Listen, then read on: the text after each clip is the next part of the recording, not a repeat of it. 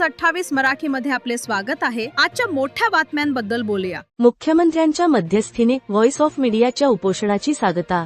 हिवाळी अधिवेशनाच्या पार्श्वभूमीवर राज्यातील पत्रकार व पत्रकारितेशी संबंधित 33 मागण्यांसाठी व्हॉइस ऑफ मीडिया आणि व्हीओएम इंटरनॅशनल फोरम च्या वतीने नागपूरच्या यशवंत स्टेडियम येथे सुरू असलेले उपोषण मुख्यमंत्री देवेंद्र फडणवीस यांच्या मध्यस्थी व आश्वासनानंतर मागे घेण्यात आले।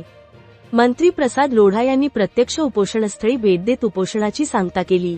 अधिवेशन सुरू झाल्यापासून voice of media international forum च्या वतीने हे उपोषण सुरू होते।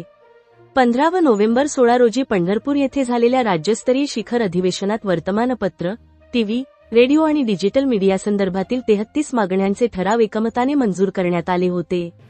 या ठरावांची अंमलबजावणी व्हावी यासाठी संपूर्ण पदाधिकारी साखळी उपोषणावर बसली होती। यामध्ये 10 आमदार, 3 खासदार आणि 4 माजी मंत्र्यांचा समावेश होता। संघटनेने पत्रकार व पत्रकारितेसाठी केलेले कार्य सरकारपर्यंत पोहोचवण्याचे आश्वासन प्रत्येक भेट देणाऱ्या मान्यवरांनी दिले। दरम्यान माजी मंत्री तथा कॅबिनेट मंत्री प्रसाद लोढा हे उपमुख्यमंत्री देवेंद्र फडणवीस यांचे दूत म्हणून उपोषणस्थळी आले। मुख्यमंत्री देवेंद्र फडणवीस यांनी मला हे उपोषण सोडवण्यासाठी पाठवले आहे। आपल्या मागण्या मान्य केल्या जातील असे आश्वासन त्यांनी मुख्यमंत्र्यांच्या वतीने दिले।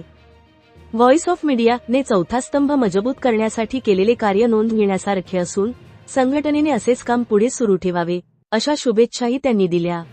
यानंतर मंत्री लोढा यांच्या हस्ते व्हॉइस ऑफ मीडियाचे आंतरराष्ट्रीय अध्यक्ष संदीप काळे, विश्वस्त व महाराष्ट्र समन्वयक किशोर कारंजेकर, महाराष्ट्र राज्य अध्यक्ष अनिल मस्के, नागपूर जिल्हाध्यक्ष दिलीप घोरमारे आणि राज्य कोअर कमिटीचे प्रमुख कल्पेश महाले यांना ज्यूस देऊन उपोषणाची अधिकृत सांगता करण्यात आली।